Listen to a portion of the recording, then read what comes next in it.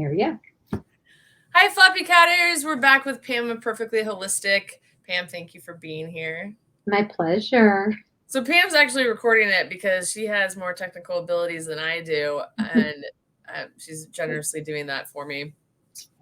But I had asked Pam if we could hop on a call together because we have never discussed what we went through for Charlie and his feline hyperesthesia syndrome, which is the reason I initially met Pam and started working with her.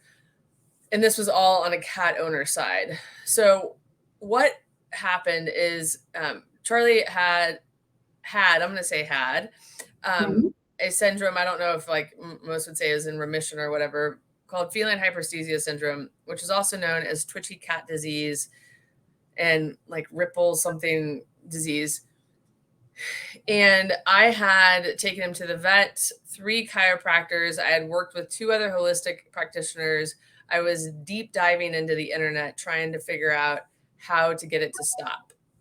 Because the idea with a lot of veterinarians is to go straight to gabapentin, which is, I think, a nerve blocking drug. I'm not really sure.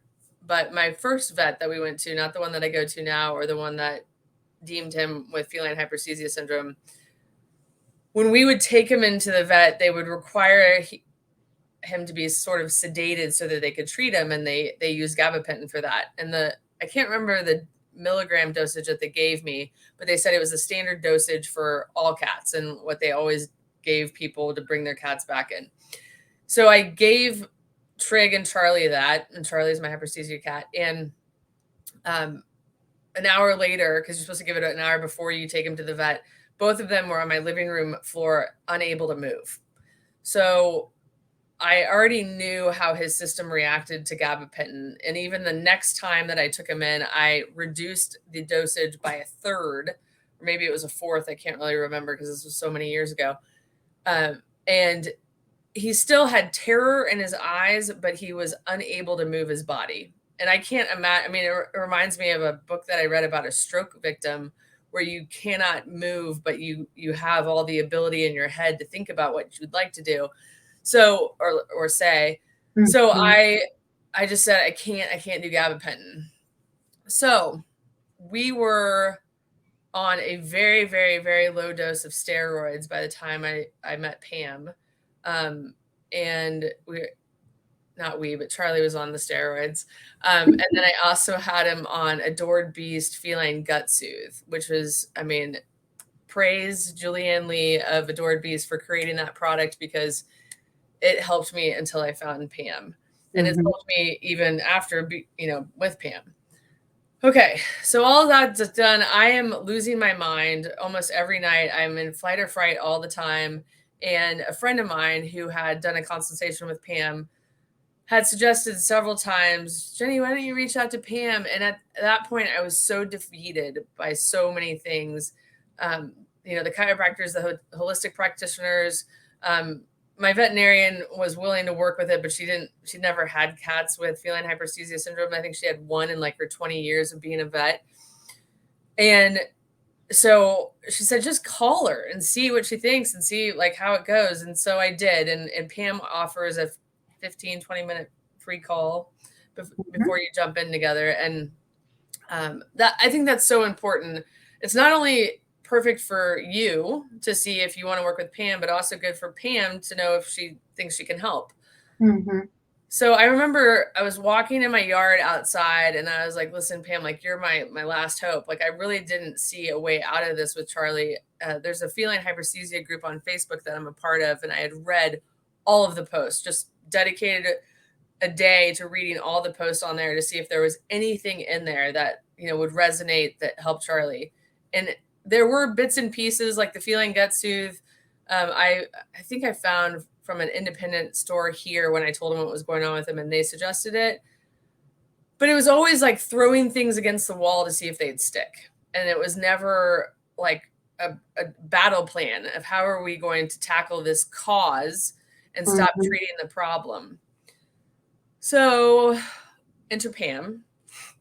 Pam has a service called Optimal Health Analysis, and that's what I purchased from her. And what that means is you go to our website, you buy that. I'll include a link in the description. And then you fill out a questionnaire form that she has that includes things like, cat's name, date of birth, weight. I'm looking at it right now. My very first one that I submitted, the history of the kitty and all that sort of thing. Any drugs they've been on, if they've been desexed and all that stuff.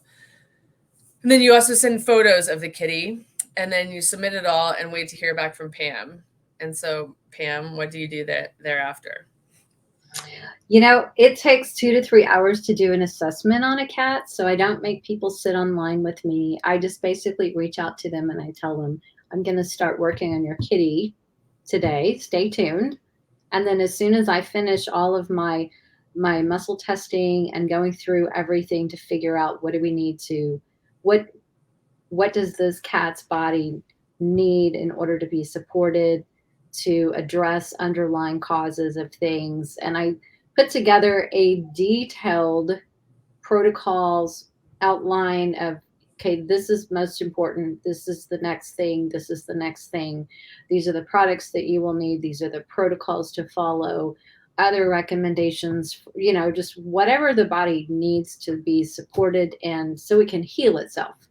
And so then I send that back to you with all of the notes of everything that resonated with imbalance or stress in the body, and then all the potential causes of that stress and imbalance in the body and the sources of those things, so that you can see, okay, this was contributing to this and it's affecting all of these organs, glands, and tissues in the body. You know what I mean? So I want people to have an understanding. I feel like it's an education process, an opportunity, because I'm not a vet. I don't pretend to be a vet. I just read energy and frequencies all day. And so I think the education process is critical for people to understand why your cat got to this point. And then how can we do a 180 and turn it around? How can we help this body heal? But we're going to have to do some clean out. You know what I mean? And so that's what we had to do with Charlie. We're like, okay, well, let's go figure out all the sources of stress that's in his body and his tissues that's contributing to all of these symptoms. And there was quite a few things, that we had to address, and that took some time. But it's very interesting because there's always an emotional component to health also. So I look at emotions. I look at things in the environment to see, are those things contributing to stress? Are other family members, pets, whatever it might be? I look at the whole physical, emotional, spiritual side of this precious little kitty cat. What do you need to be, supported with? How can we support you at this time? And I think, like I said, the education process, I don't just want to throw a bunch of words on a piece of paper with, take this supplement, this. I want you to understand the why behind things, what's going on. And so I try to explain some of that in my email back to you.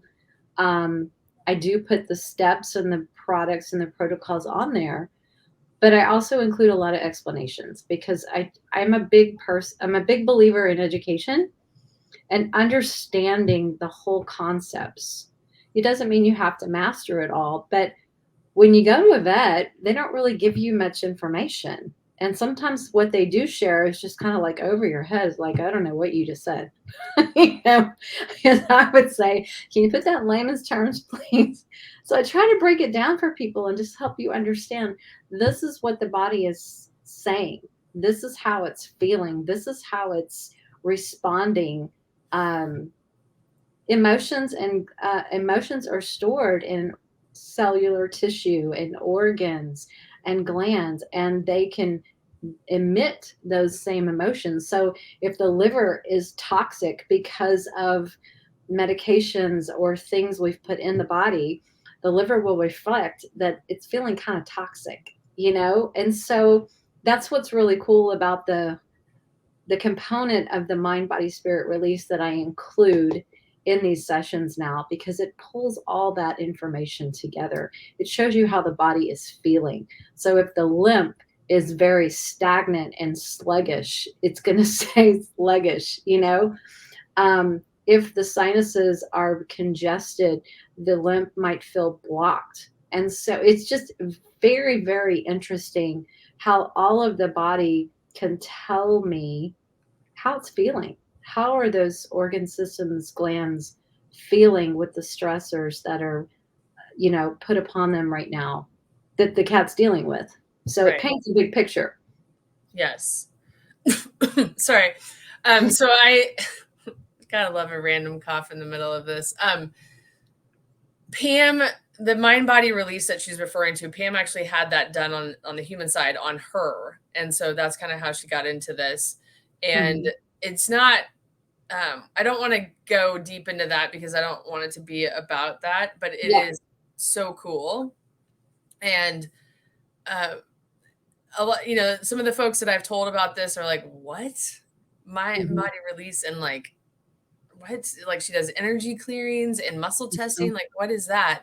I had a thyroid disease for 8 years in my 20s. I'm in my 40s now. And that, I was muscle tested frequently during that process, like to see if a product would work or not. And it is gold, because all of the problems that I had with, trying to throw things against the wall to see if it would stick with Charlie, all that's out the window now. I don't have to worry about that. From Pam's muscle testing, I know exactly what his body needs, which will differ from what Trig's body needs. Or sometimes, a product can work for both, but it just depends. So that's the cool thing about this. That's why I always reference working with Pam, because you just stop having to guess. It like takes off so much weight that is on you trying to figure it out yourself. So it's a beautiful thing. And can you talk a little bit about muscle testing, like how it works and why it works? Yeah, so it's important to remember that everything is comprised of energy. We're made of energy. Our cats are made of energy. The desk that you're sitting in front of is made of energy. Everything vibrates at a certain energetic frequency. And so on an energetic perspective, because we're all made of energy, everything is connected energetically. I like to think of it like this big spider web throughout the universe has these little, webs that connect every single energetic being, because we are. And things that affect me can affect other people near me, or I can affect their energy because of this energetic web that we're all connected through.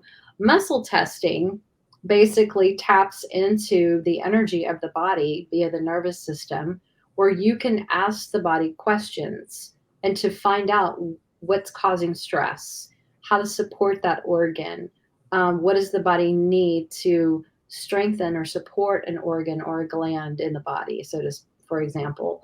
So muscle testing, basically we can take a supplement, we can take a remedy, we can take a food, whatever it might be, and basically using the energy from that cat. And I work remotely, so I use a photo, and I just want the picture of the cat by itself, so I get its energy, not a person or a different pet with it. And I basically do the same type of testing remotely that I would do in person, because the energy is not limited by time and space. That's just a quantum physics principle. Okay. It's an energetic principle. So I can go in and I can test that cat for all the ways that it can be supported, and you can rule out things. You can figure out real fast, well, that's not benefiting, that's causing stress. We can eliminate that food, we can eliminate that supplement, we can eliminate that drug or whatever, because they're having a reaction. It's very simple to it streamlines the whole process, like you were saying, because you can get right down to the nitty gritty about what's beneficial, what's not beneficial, what's working, what's not. So it makes the process from A to Z go much faster, Yes. Yeah. Well, as Pam was talking, I was thinking about one of the things that Pam did differently that the other holistic folks that I worked with before meeting Pam was that she detoxed Charlie. And that was 100% needed. But let's back up a little bit, because I feel like I'll skip around because my dyslexic brain will be like, bing, bing, bing. So once I got your optimal health analysis back, and I'm trying to look at it on my other computer, Yeah. I think the first step was to detox. And you found the cause of his feline hyperesthesia was from rabies, I think. There it is. It was the vaccines and the pesticides. Yeah. He'd evidently had a lot in him, and there was cytokine energy resonating, which is cytokines are basically inflammatory messengers. And when the body is pushed into a hyperimmune response too many times, the body just continues to release these inflammatory messengers, and there's not an off switch. And if it's not addressed, I mean, cytokine, they call it a cytokine storm, it can actually damage organs to failure.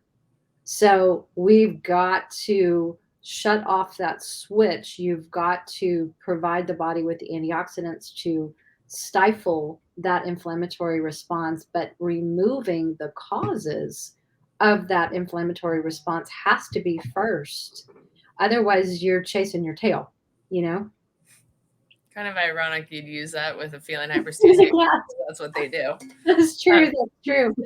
You know, and some cats need nourished before detoxing, but Charlie did not. So, like you said earlier, every cat is different, and every approach has to be unique to what that cat needs. But Charlie's first step was detox because he was ready for that. Okay. So that makes me wonder, that's the other thing is I don't want someone who's watching this that has a feline hyperesthesia cat that's like, oh, well, my cat's never had the rabies vaccine, so this isn't going to work. Or, you know, because in like Australia, they're not going to need a rabies vaccine. So what are they might do an FDRCP vaccine like 10 times. Yeah. Or 3 times, you know, between 6 weeks and 4 months old. And sometimes that's enough to set the body off, you know. So if any vaccine, I tell people, if your cat has had 1 vaccine, detox it. You just don't want those nasty elements that they put in those things in the body. Yeah. You know, even if you're unsure that if vaccines are causing problems, if they've had a vaccine or 2 or 3, detox it, you know? Yeah. So you've done a lot of feline hyperesthesia cats now. Yeah. In the last year. I started working with Pam on the 16th of May in 2022, and it is June 7th, 2023 right now. So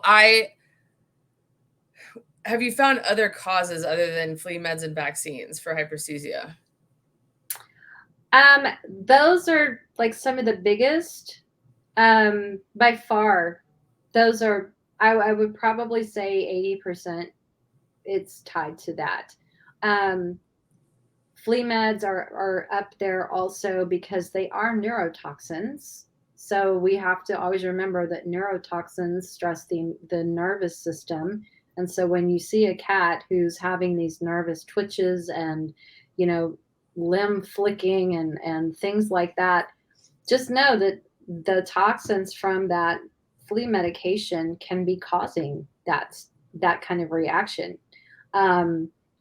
It's quite scary to think that is even allowed to be put on pets when you understand what those chemicals do. And there's a reason they tell the pet parent to don't let this medication touch your hands. You know, there's just not a lot of common sense when you read those labels. You're thinking, don't get it on me, but you want me to put it on this 10-pound animal? Yeah. And don't touch the cat for an hour? You know, it's like, are you serious? We have to start thinking a little bit more about what we're putting on and what's in the stuff we're putting on, just like we have to do for ourselves. You know, we need to stop taking things for granted, that it's safe and non-toxic or whatever. We just need to stop and read labels and understand what we're putting on them. But any kind of neurotoxin can cause major, major problems. So I think the vaccines are the biggest ones. And the second would be the flea and tick meds, because what happens is, like in your case, or similar to your case, the cat's scratching, licking, biting, whatever, and they think, well, it might be mites, it might be fleas. Why don't you just put this flea medication on? And to me, that's like putting fuel on the fire. You know what I mean? Let's just throw more toxic stuff onto their poor little immune system and nervous system, and see what happens. It doesn't make any sense. But okay, so let's talk about other considerations. If you have flame retardant cat beds or pet beds in your home, if you have any kind of flame retardants in your house, and most of the time people don't even realize they have them, because it's not like they come with a label that says, hey, I have flame retardants. You have to do some digging. But flame retardants, if you have a weak immune system, that immune system can be so irritated and flip of a switch when they're exposed to irritants like flame retardants, which are also endocrine disruptors. If you are exposed to some kinds of laundry soaps, laundry detergents, dryer sheets, think about the cleaning products that you use in your home. Are they toxic? Or do they have a non-toxic natural label on the product? Because I guarantee you, on some level, they could be contributing to that toxic load in the body. May not be the primary contributor of stress, but it might be 3 or 4 down the list, because you look at the cumulative effect of the toxic load in the body over time, and consider the size of their bodies, and they live a fraction of the years that we as humans live, and we're so much bigger as body wise. Their little bodies don't have that capability to deal with that kind of toxic load that we would be able to deal with. So we have to keep those kinds of things in mind. Yes. Well, and it's interesting that you said that because it's like the canary in a coal mine. Yeah.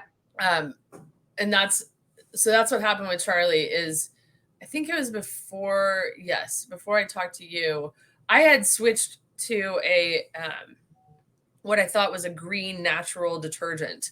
And it had a gardenia scent, which is one of my favorite scents. And I got him under control. He was on steroids, like I said, and I only gave him steroids every 3 days because I didn't want him on steroids for life and all that kind of stuff.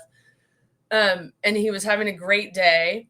And I was wearing a sweatshirt type of thing that I had air dried and not put through my dryer. So it was even more fragrant than like my dried clothes. And I was sitting at my computer where I am now, and I had my arms like this, and he jumped in and laid there for a while. And then when he got up, he started going berserk. And I was like, no, what on earth could have caused that? What on earth could have caused that? And so the holistic practitioner that I was working with at the time, I really appreciated this. This is something that she taught me that I won't ever forget, is she said, remove yourself from that fight or fright position and go above and look at it from above. And it's still hard for me to do that because you're just like, stop. But I said, okay, I'm looking at this from above. What changed here? What happened? Like, we were all calm and, cool and collective. And I was like, maybe it's the shirt. Okay, what's different about the shirt? Okay, it was air dried. So it was not Tide Pods, but I had the detergent in these little pods. And so I went and got one, and I put it in front of Charlie, and he goes, like trying to play with it and bat it around. 15 minutes later, all hell broke loose. He was a complete nightmare. He was, attacking his body all over the place. And it kind of reminds me of what Pam said about putting fuel on the fire. So his body's already all hyped up and crazy. And then I add environmental toxins like the laundry detergent, which just makes it worse. So I was like, okay, that's it. That's what the problem is here. Like, this is way before working with Pam. So I got rid of the laundry detergent, went and found a free and clear one, from Natural Grocers, and no sense at all. Washed all of my sheets, washed all of my clothes, washed all of my towels. I mean, my washing machine was going all the time. And then he had a reaction again after I mopped my floors. And I was like, what on earth? I have washed everything. I have wiped everything down. I'm not using any chemicals. I had steam mopped, and my mop heads I had forgotten to wash. So they were still in that detergent. So the other thing is like I've never used like plug-in air fresheners or spray air fresheners or anything like that, but those things are like really toxic. Very. I mean, I doing Floppycats for 15 years now, I've heard of cats dying from, going into kidney failure from that stuff getting into their food because a cat owner had one of those like right above their food. So you have to think of everything you're exposed to. Pam mentioned flame retardants in pet beds, but they are also in carpets and all sorts of things that cats lay on, not even if you don't have a pet bed. Yeah, so, sometimes furniture and even floor mats. Yes. It's crazy. Sometimes rugs. And that's why you have to take that 30,000 feet above view and say, okay, what in here could be causing this and making it worse? Okay. So there's that. So I got the analysis back from you, and we started the detox process. You typically start out with a homeopathic remedy to open up the. It depends on the cat, but if there is a lot of stagnation in the body, sometimes we need to start just with lymphatic support and open the drainage pathways in the body. And that's probably what we had to do for him, because there is no sense in detoxing anything if the toxins are not going to be eliminated. And they just keep recirculating. And then you have a even more miserable cat. Yes. So we have to, and I learned these steps through naturopaths that I have worked with for years, and, in myself, and my cats worked with them many years ago as well. It's just a different method of a different way of thinking when it comes to these processes, but they make a lot of sense because we want to make sure that the process that you go through is effective, but it's gentle. And we have to go slow. Sometimes you just have to go slow. Yes. Yeah. And I feel like I'm a broken record about this, but that was the biggest change with Pam compared to the other folks that I worked with. That, I mean, I was trying to go slow and natural, and it didn't matter though, because without getting rid of those toxins, we couldn't address the other things. So it's so important. That's such an important step to the process. Pam will also, you'll provide Pam with a list of the food that you currently feed. I mean, include everything, treats, supplements, anything. And then Pam can go through there and tell you what's beneficial or not beneficial. And Charlie, when we first started, was on a tablespoon of dry food, and we'll call it high quality dry food, because I've learned that there's not such a thing, but I don't want to cut it down, because at one point I thought that was all okay, and I've learned otherwise now with glyphosates, and that's a whole other thing. And I also wonder if glyphosates are a contributing factor to feline hyperesthesia syndrome.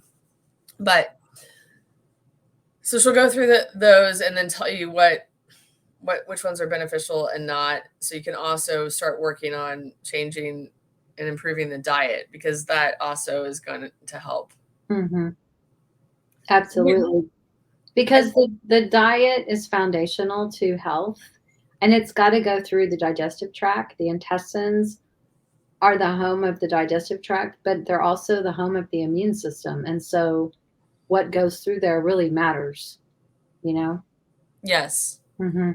And I think we talked about this Would you say 100% of feline hyperesthesia cats have leaky gut?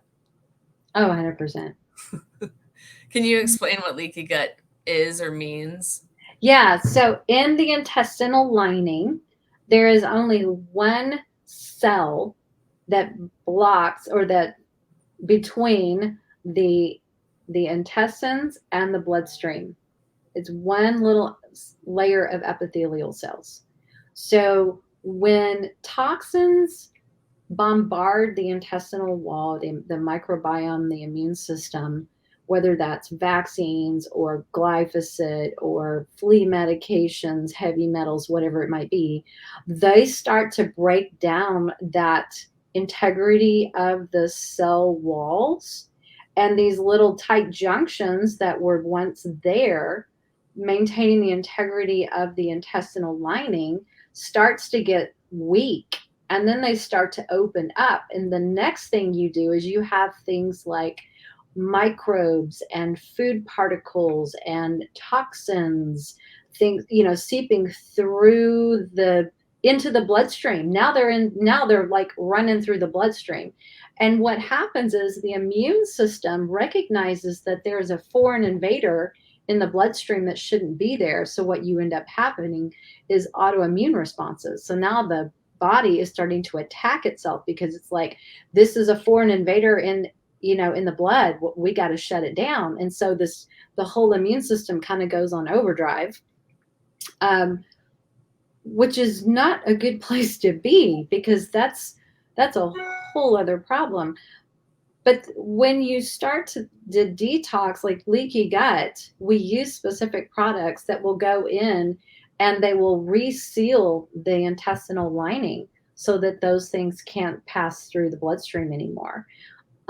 We also use things to bind those toxins and pull them out of the body, through remedies and herbs and other supplements and humic acids and things like that. So it's a process, and it can take a while for the immune system to heal. And it can, even though the gut lining may reseal in just several days, it's still not healthy. So it takes a while for that to really be fully restored. Yes, it does take a while. Mm-hmm. So when you send back your optimal health analysis, you recommend supplements. And this was one of the things, and I'm still a part of the feline hyperesthesia group, even though Charlie's in remission.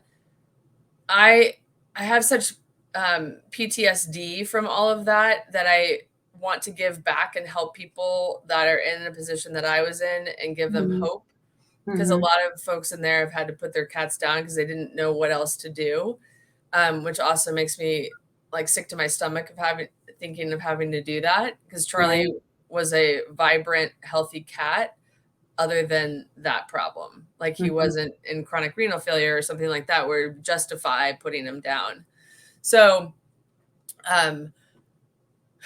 so one of the individuals that is not into holistic approaches said, well, you're just going to trade out gabapentin for supplements. And Pam does sell supplements on her website. She doesn't require that you buy them through her. It's just a nice thing to support her business and do that. However, I didn't, because I wanted them immediately. And so I sourced them in town or online. So you can do that, but you don't have to. And you also, yes, you have to buy supplements because we have to heal the body, but it isn't like Charlie didn't stay on these supplements. He's not still on some of them. He's back on for other reasons now, but he hasn't been on them for a year. Whereas in gabapentin, a lot of these cats are on it 3 times a day, every day. So to me, I'd much rather give him something that's going to heal his body rather than put more stress on the organs and everything else. Right. That's a good point, because whenever you're taking supplements, you want to know why you're taking them, what they're benefiting, what they're supposed to be doing. And they're supposed to be for a time. They're not supposed to be for life unless you have an underlying health condition like kidney failure or something like that you are just trying to support. But generally speaking, We don't want to have to use a supplement every day for the rest of their life. We're just trying, it's called a supplement because it's supplementing something that's missing for a time until the body can kind of catch up and just go, oh, okay, I'm good. But it's not a bad thing to pulse some things that support specific organs like the liver, from time to time, because we do live in a toxic world. So, yeah, that's my opinion on supplementation.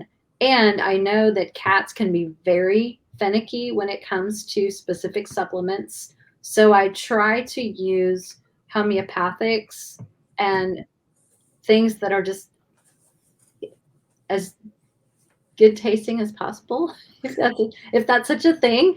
But I can also clear certain things as taste bud stressors energetically, and I've got tons of testimonials on this.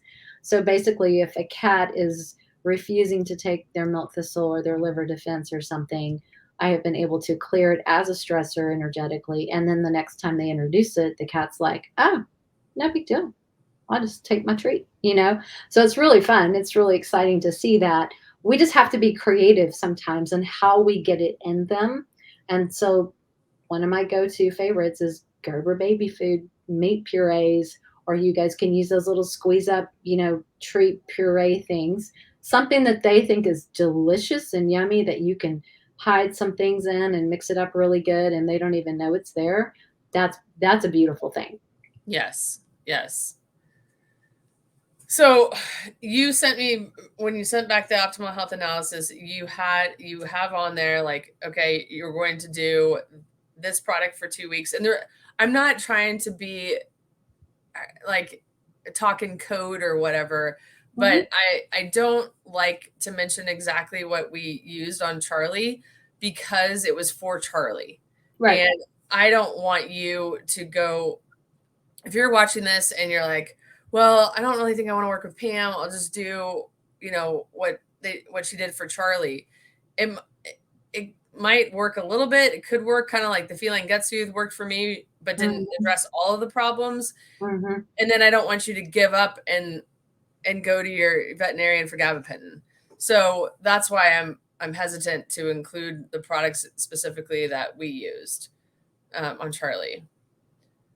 How do you Makes a lot of sense. No, I totally agree because some people want to try to do it on their own, but your cat is different than Charlie.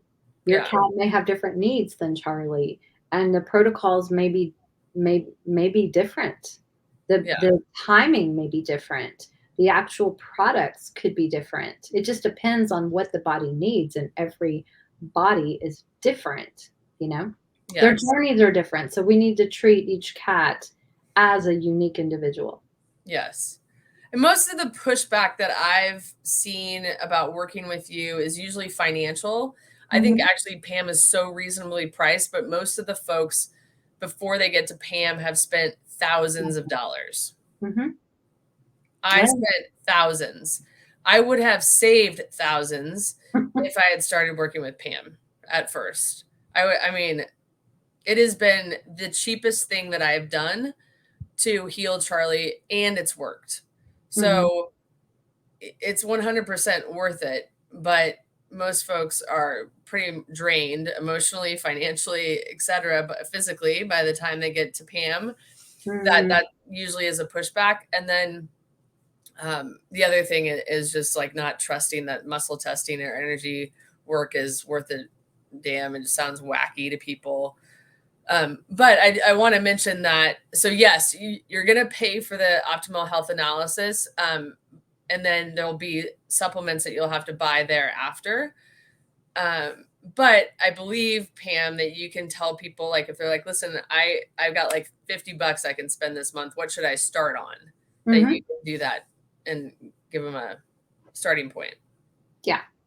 Okay. Yeah. Okay, and I also have I have a vaccine detox customization service. So if you know your cat has had vaccines and you suspect maybe they might be contributing, or even if you're not even sure, I would do the vaccine detox customization. So at least you get that out of their system and any heavy metals and all of that, because it does come with gut and immune system recommendations for support, as part of that service. It is not a deep dive energetically. It is just a figuring out, okay, which vaccines do we need to clear out and what does the body need? So that's all. That's a very affordable service. And it's, if that's what they want to start with, or if they can't do the full, assessment, then I would start with that, at least if they've had vaccines. Yeah, Mm-hmm. that's a good idea. Okay, I'm just looking through his first optimal health analysis to see if I missed anything. Herbicides, pesticides, including he was on Revolution. Mm-hmm. Steroids, environmental chemical was dryer sheets. Environmental sensitivities were grasses, mulberry, walnut. And then the conditions were vaccinosis, inflammation, physical stress, toxic exposure, itching. So the mind body release and the energy work that Pam does, it is not something I can explain verbally, but it is a beautiful thing. Charlie actually, over the last couple of days, has had a horrible reaction to one flea bite. He is really allergic. I don't know if it's saliva or what, but I sent a video to Pam. So I've had to detox him again, and he's doing a lot better. But yesterday I sent a video to Pam because he was belly up like this, and I was like, this is what happens after you get an energy clearing from Pam. I mean, he was so relaxed and so just content that it's so hard to explain, because I just see it instantly. Or if Pam emails me in the morning and says, I'm going to work on your cats today, and Trig, she's also worked on my other cat, Trig. Trig's in the same room. I know instantly that she's working on him because I see him physically change and get more comfortable. So it is so cool, but it sounds like, what in the hell are these women talking about? It goes back to that whole theory that energy is not limited by time and space. Energy clearing work is so powerful, and there are many types of energy healing techniques out there. I just happen to use a specific one that uses a cold laser on stress points in the body and calming points, just to help clear the. I would describe it like this. It's like energy healing work is like clearing the auric field and the stress around the body that's a result of the stress going on in the body. And it's like tuning in a radio station. You're removing all the static so that you have a clear channel of communication coming through. And once you remove the energetic layer of stress, the body can start to heal itself. It can relax. It can go into, autonomic nervous system and parasympathetic, instead of being on like sympathetic nervous system all the time, because it's so out of balance. Does that make sense? Yes. And the results are instant. It's fascinating. It's fascinating and cool. And yes. So it actually, this is always my recommendation. If someone's going to buy an optimal health analysis, now, since I bought it last year, you've added an option to buy also a checkup, which I think is brilliant, because I think checkups are so important. And especially if your cat is as toxic as a feline hyperesthesia cat, yeah, they're going to need a lot of support over several months. And it helps you save a little bit on that. And I feel like I'm a commercial for Purrrfectly Holistic right now. But so I've bought these extra, what do you call them? Like checkups. Thanks. And they're just so important to see where they are and what we need to change. But I get so excited for them for the energy healing. That's like what I want them for. Like, yay, you guys gonna have some energy healing today. Yeah. Because they change so much, and they just seem happier, and they stretch out, and oh, it's just the best. It's so cool. And I think it's important for people to remember that you can't just do a one and done. You've got to Yeah. keep tracking your progress. And I love to go back 4 or 6 weeks later. And again, that depends on the cat and when their body says, hey, you need to check me in about 4 weeks. No, some cats it's 6 weeks, some cats it's longer. But it's so cool to go back and say, okay, here's where we started. Oh my gosh, look what does not resonate with stress and imbalance this time. Look, Yeah. look how far you've come. And every, few weeks, months, whatever, you do another checkup, it just gets healthier and healthier, and there's less and less and less stress. And you can just see the body changing by what doesn't resonate anymore with imbalance and stress. It's fascinating. Yes. Yeah. Okay, so phase 1, you had detoxifier, and then phase 2 was more detox, including glutathione. And that was a liver support, liver and immune. Mhm. Yes. And then you talked about how to do a homeopathic remedy. So I have a video of how to do yours, and I also have a video of how to do it another way if people are interested. Then you added some fulvic and humic acid. Humic. Mm-hmm. Humic. Mm-hmm. And then immune support with mushrooms. Mm-hmm. And then I think, well, you have diet modification, which was, okay. So the other very cool thing that Pam does is she will clear them for, or is that what you would call it, for dry food? It was an addiction to sugar. Okay. Yeah. For cats who are kibble addicts like some cats, not Charlie, because he liked wet food too, but some cats are kibble addicts and they have blocks to wet food. They won't touch wet food. It's like repulsive and, but the energy clearing work removes that block, that energetic imprint that's like, bleh, I can't smell it, I can't touch it, whatever.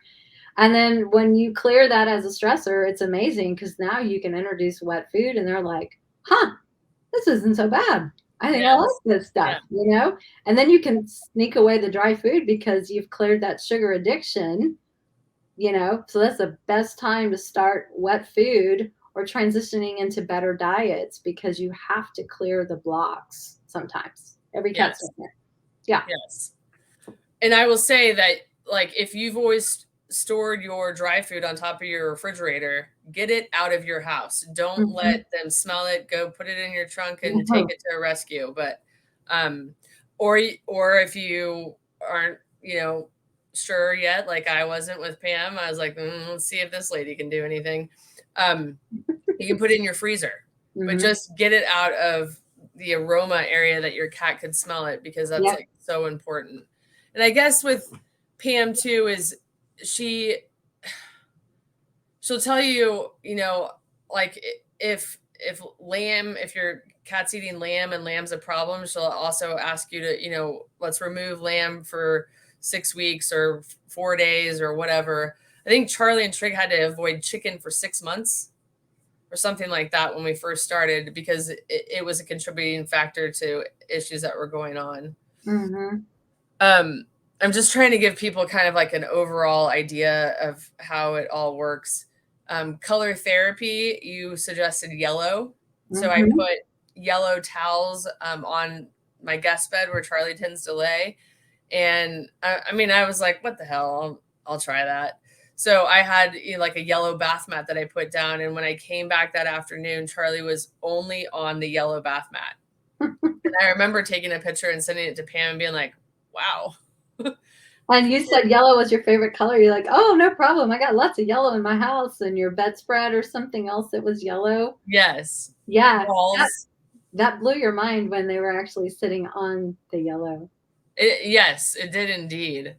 And then you had allergy symptoms. You gave me a homeopathic remedy for that. Okay. And then the rest of it is kind of explaining everything. So what I want to talk about is, I'd say probably Charlie's symptoms were like under control within 2 or 3 weeks.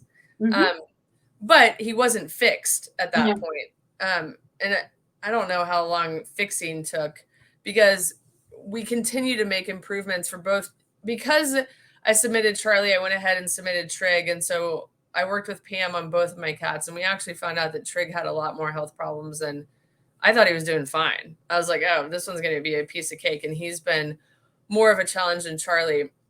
Mm-hmm. We found out with Trig that some of the gums, like gar gum and stuff like that, that are used in wet food was really causing a pancreatitis issue in him.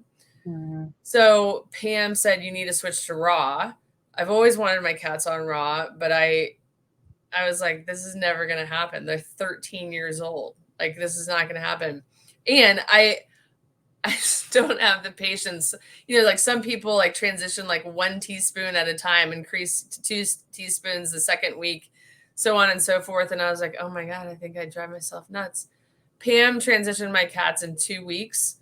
It was absolutely amazing. I still, like, 13 years in, when I put down raw food, I'm like, I can't believe you guys are eating raw food. This is so cool. So what I want to mention about that is when I first started working with Pam, Charlie had high cholesterol. And now he does not have high cholesterol because his diet is species appropriate for what his body needs. And I just did a poop test. I was going to say a bad word. With Animal Biome. And before I started working with Pam last year, or maybe, yes, because he was on fecal pills when you and I met. Mm-hmm. So I had just done an Animal Biome test, which is a company where you send in your cat's poop and they analyze the bacteria that's in it. Did I say that right? Microbiome. Yep. All the microfloras. Mm-hmm. Okay, great. Yeah.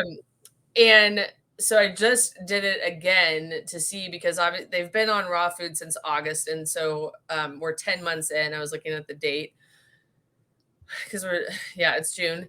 And she was the lady, you get a consultation after they, analyze the poop and stuff. And she was like, I'm really surprised to see that they have all the bacteria like that they're supposed to have in their system. They're still a little out of balance, but they had all of it. And the time before, they did not. They had like 5 of the 13, or I don't know how many, but wow.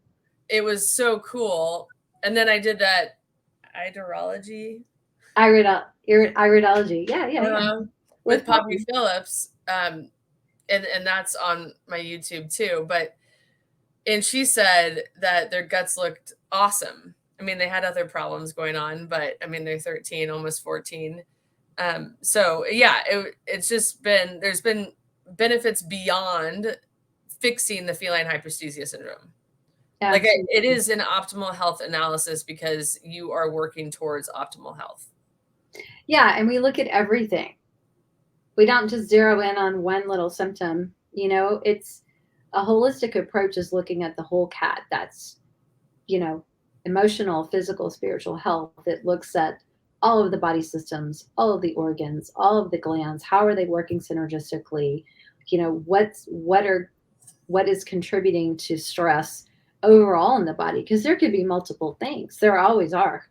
There always are. So that is a true holistic approach when you look at the whole picture, where conventional medicine just zeroes in on one little area and they forget that the rest of the body is going to be affected by whatever you do to that one thing. It doesn't stay right there. It's not an island. So it is going to impact the rest of the body. So that's why I love holistic medicine so much, is because you do get a true picture of overall health. And that's the goal. It's not just putting a Band-Aid on the symptom. Right.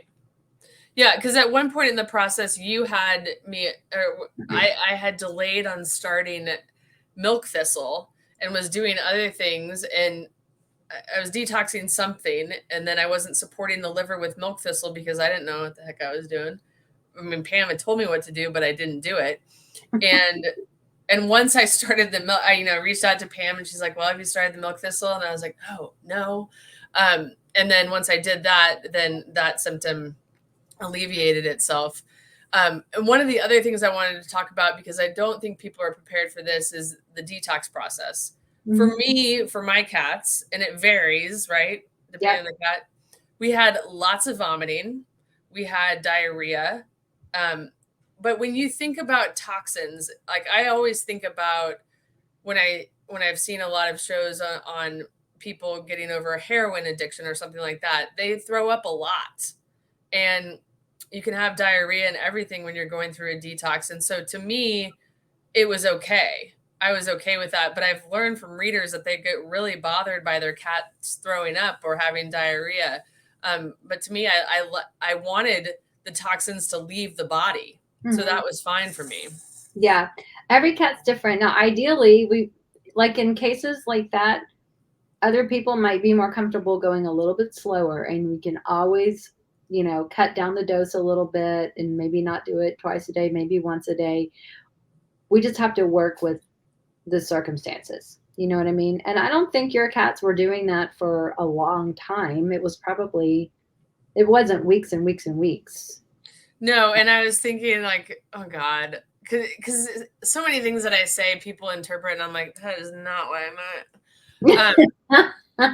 Like, like Trig might throw up on Monday and then throw up again on Wednesday, but my cats don't throw up, so like that's what I meant. And it was way more vomiting than I'm used to, but it wasn't like 5 times in one day. Right. It was just a more frequent thing than like hairball season, which I also didn't experience. And my cats, I think, had 2 hairballs transitioning into this season this time too. So that's been reduced. But I just wanted to mention that because I had forgotten about that until I talked to someone who's going through this right now, someone from the Feline Hyperesthesia group, because I recommend Pam about 5 times a day in there. And I'm like, oh, right, that happened. I forgot about that because, you just get to a point where you're so much more peaceful and you don't have to worry all the time. Right. So you just forget all those horrible things. Yeah. And we do want the body to release all those toxins and not hold on to it. And sometimes the body just has to do that. I mean, that's why it's part of the autonomic nervous system. It's an automatic reflex, that our bodies do that when they have to purge something. And it's probably the most effective way sometimes because it can come out faster. Yes. But there's a lot of like cats will throw up, even if it's just clear. Sometimes it could be, stomach acid, or it could be the stomach has just got a lot of bad bacteria that it just needs to get rid of. Yes. Yeah. Same thing for the poop. If the poop is a little soft or, whatever, it's like, it's just probably just purging. Or if they're transitioning to the raw food, sometimes they'll have that happen. But their microbiome is changing as well. So, those little microbes, they're like little sentient beings. They all have an opinion. It's like, get that crap out of here. Yes, and please do. Yes. It's not working for us. Go. Yes. All right. Well, I think that is all I can think of. And I just hope that I wanted to do this because I want to be able to send people what, part of my journey. I have like a list on that group on Facebook, but I also, for the people that aren't on Facebook and are looking for solutions, I wanted something else out there so that they know how to reach out to Pam. Pam also did an awesome webinar about feline hyperesthesia. She went through it more methodically than I have today. And so I will link to that below as well if you want to check it out. It is the best that's out there. And I wish that it had existed when Charlie had this, because then I could have sent it to my veterinarian. Because veterinarians are trained in a certain way. They don't mean not to do whatever. They just don't know. Right. Because they understand how the body works, it makes so much more sense to them more quickly. Would you agree? Yeah, and even some of the vets are just still like mystified, like, wow, like, why did you come up with that? Because they don't understand the whole concept of energy and muscle testing, or my methods that I've been trained on, which is so very cool. But we've even got your vet on board now, and that's so cool because she's like, go ask Pam, go ask her to test something, whatever. Yes. But it's just showing them, it's part of that education process, right? They're not trained in that. They're not trained to look at a holistic approach. They're trained to identify a symptom and then figure out what band-aid to put on it, or trauma, or underlying, like severe underlying health issues where there's a heart issue, or something like really is wrong. They do awesome with that. But stuff like FHS, they just kind of scratch their heads and go, well, maybe you could just give them steroid. They just don't know. Yeah. But one of my favorite mantras is this: you don't know what you don't know. So I tell people, keep an open mind. You go into it with, as view it as a learning opportunity, because people are given these amazing animals, these beautiful creatures to share our lives with. And I really truly believe that they are our best teachers, and they are in our lives to teach us something. And part of their health journey is part of our journey too. And learning what they have to go through can also help us, 100%. And I actually want to talk about my vet for a second, because there are a couple of things that happened in the process with my vet, with Pam too. So she knew that he had feline hyperesthesia syndrome. We were on steroids. I told her I was working with a holistic, not Pam, the other holistic practitioners. And then I told her about my laundry detergent discovery. And I was like, I think this is the cause. So by the time I started working with Pam, she was like, you are the girl who cried wolf. You think that everything is the next best thing, and this is going to be the solution. So at that point, I was like, okay, I'm going to keep my mouth shut, and I'm going to keep my mouth shut on Floppycats too until I see proof, and it's lasting proof. It isn't a steroid that lasts 3 days and then I have to give it again. So I didn't say anything to her. I mean, it was probably a little obvious because the text messages to her and the phone calls to her started, decreasing. Mm-hmm. However, it wasn't until I brought Charlie in for blood work. I bring my cats in for blood work every 6 months because of their age. And it was the first time that Charlie's alter ego, Chucky, did not come out. I remember that. Yes. And she was like, what's going on with him? And she's like, you're not having allergy problems with him anymore. He's not itching. He's not licking. And like, he didn't overreact today. And I was like, right. Cause his body is not on fire anymore. It was like anything that touched him just set him off. Pam saying putting fuel on the fire by putting flea meds on, is a perfect metaphor for it, because anything, like just a needle touching him, he went berserk. So I told her, I've been working with this lady named Pam, and she has a business called Purrrfectly Holistic, and she has literally treated the cause and solved the problem. I was like, did I say that right? Mm-hmm. So then she started referring her clients to Pam. I think the first one might have been a dog. Mm-hmm. Yes, that she had struggled with like for years or something like that. And I don't know, I don't get involved between Pam and our vet, but it was funny to me because I also told her about animal biome. And I think because I cried wolf so many times, she's like, I'm not going to listen to Jenny. But now she's using animal biome, and now she's using Pam. She's a neat lady, and she's eager to learn, and she's open-minded, and I love that about her. She's awesome. Yeah. Because I get stuck sometimes, and I have to go to my mentors, and I have to go to my other teachers and my friends who specialize in different things. I'm like, I'm stuck. It's just nice to get a different perspective, and you learn. Like, I want to learn something from all of this, because that's why I usually have to go through things so I can learn. But it's so cool that she's like, wow, this is amazing. And I don't know how you do it, but it's working. It's helping my patients when there's, again, some of the vets' toolboxes are just limited in what they've learned and what they've been taught. I just offer a different perspective. That's all it is. It's energy and frequency, and they work in medical and they have this amazing skill and knowledge that benefits, that side of wellness. It's just cool when you can use both.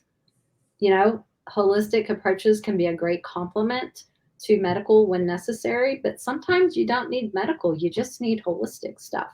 And a Yes. lot of that is proactive and it's prevention. And if we can get that right, then you don't need the medical stuff. You can stay out of the vet's office because nobody likes to go there, including your cat. Nobody Yeah. wants to be there. It's never convenient and it's never cheap. So just, kind of like car repairs. If we can avoid them, let's avoid them and just keep our cats as healthy as possible and be proactive in wellness. And then they will live long, healthy, happy lives. And that's what we want. Yes. And you saying that brought up another point that I needed to address. Hopefully I'm done bringing up these points. But Dr. Sally, when I told her about the allergies, she said, Jenny, you don't understand. So many clients come in here and they want a quick fix. Mm-hmm. They're not willing to do what you did. Mm-hmm. And one of the things, Pam ended up being a great support for me through the process, because one of the things that she said to me was how proud she was of my perseverance, that a lot of people would give up or something like that. And it is hard to keep going sometimes in the holistic process, because you want to give up and you're like, oh, screw it, I'll just give him steroids. And I did once. After I started working with Pam, I was like, screw it, I'm going to give him a steroid. And then I was so bummed afterwards that I had, fallen back. So yes, I think that's also, I think veterinarians are put in a position where they have to, the client is looking for a quick fix that you get from Western medicine, Mm-hmm. but that quick fix will also be the catalyst to other problems down the road. So it might work right now for treating the problem, but like you said, it's so concentrated on that problem that, and how is it going to affect the other organs or systems that it's involved with? Right. Because, medication does have side effects. And steroids have side effects, and steroids have long-term side effects. And so we trying to use stuff that's natural that works with the body is always great versus something, in some cases you do have to use medications and drugs, and I totally get that. But if you don't have to, it's great that you can use something that works with the body in the way it works naturally, instead of trying to block a receptor or change the way cellular metabolism works, or whatever drugs are designed to do. They're designed to manipulate something, and it's not a natural process that they do. So when we can use a natural process that the body's like, oh, hey, this makes me happy, I recognize that molecule, because it's a natural herb or something that's doesn't have a detrimental effect to it. You know what I mean? So it's just cool that you can find ways to support the body with the way it already works, instead of trying to change how it works. Yes. Sometimes it's necessary, but not always. And again, you're so right, because you do have to pack your patience, and I told you that a lot. Be patient. Healing takes time. Don't give up, don't quit, persevere, because just do it one day at a time. Just take it one day at a time, because eventually you'll get there. But, in this world that we live in, people like instant fixes. They want instant gratification. They want instant results. They're willing to take a pill to fix the ill, at that moment. But then down the road, they are going to have a lot of other problems because of that. So we just you have to weigh the pros and cons. What are you willing to do? What kind of result do you want? Yeah. And everybody's different. And you know what? Everyone's on their own personal journey, and I respect that. If this does not resonate with people, it's okay. You go the route that you feel that you're led to go, because that's the path you're meant to go. If this feels like something that resonates with you and you want to try it because something inside you says, you know what, I just feel like that isn't working. I need to do something different. Then follow that intuition. I tell people all the time, nobody knows your cat better than you. Listen to that intuition inside of you. Yeah. Yeah. Well, and also my vet wasn't like she can't dedicate 3 hours No. to looking at my cat. And so that's the other thing, is that you're taking the time to really dive deep into that cat and offer some really great healing suggestions. Mm-hmm. And a good vet will appreciate the work that Pam does and will appreciate how she does it. And thank God I finally found one. It took my parents' cats going into chronic renal failure, and being given a vaccine when they were in chronic renal failure for me to finally switch from my vet. But I'm so thankful to have switched to Dr. Sally. Mm-hmm. And how she was responded about you too. I mean, Yeah. God bless her. Mm-hmm. She's awesome. Yes. Well, Pammy, thank you. You're Thank you. welcome. Thank you. Did I I miss hope it anything? helps. No, I don't think so. That was awesome. I Okay. hope this really helps people have a like a broad overview, a 30,000-foot view, as you know, just Yes. as you said, because it does. We wanted to kind of break things down to give you a broad perspective, but yet detailed at the same time, to give Yes. you an insight so that you can figure out if this is something that resonates with you or not. Yes. Agreed. Mm-hmm. Thank you. I will include links to everything we talked about in the description below. If I forget one, just let me know in the comments and I'll add it. Thank you guys for watching, and we'll see you next time. Bye. Thank you, Pammy. You're welcome.